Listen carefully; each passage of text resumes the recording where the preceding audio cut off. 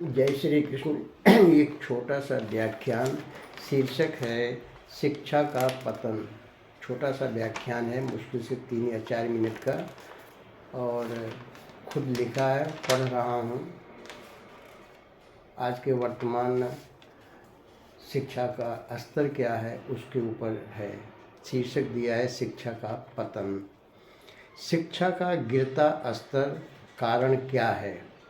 छात्रों में अपनों से बड़ों के प्रति भय का अभाव पहला कारण। माता पिता खुद बच्चों से डरते हैं। खाना न खाए तो उसके सैकड़ों नखरे झेलते हैं। हमारे बचपन में 4 भाई और 2-4 बहनें प्रायः हर परिवार में होते थे। माँ बाप केवल व्यवस्था करने में परेशान थे, संतान खाने के लिए झगड़ते थे। माँ बाप की फटकार से सबकी फटती थी, उनके आगे चू नहीं कर पाते थे।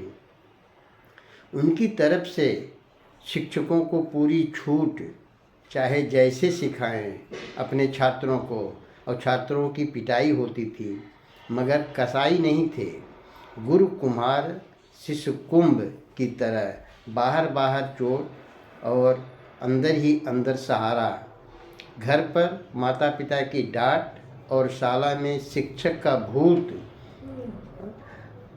बच्चे भाग कर जाएं तो जाएं कहाँ? बस 2 ही शरण, या तो सरस्वती माँ के चरणों में नतमस्तक, या दोनों से दूर आवारगी, मगर उनकी संख्या कम थी। शिक्षक पता लगा करके अपने जेल में कैद कर लेते थे। तब के शिक्षक केवल वेतन के लिए नहीं, अपितु अपने कार्य को अपना धर्म समझते थे। और शिष्य बड़े होने पर भी गुरु के सामने हमेशा खुद को छोटा ही समझता था। उनके सामने जीवन पर्यंत नतमस्तक रहते थे। तब का ये सूत्र इंग्लिश वाला, spare the rod spoil the child, वही सही सूत्र था। Spare the rod spoil the child, यानी भय का वातावरण बच्चों में रहना जरूरी। मगर आज बिल्कुल पासा पलट गया है। सिक्के का हेड नहीं, टेल प्रचलन में है।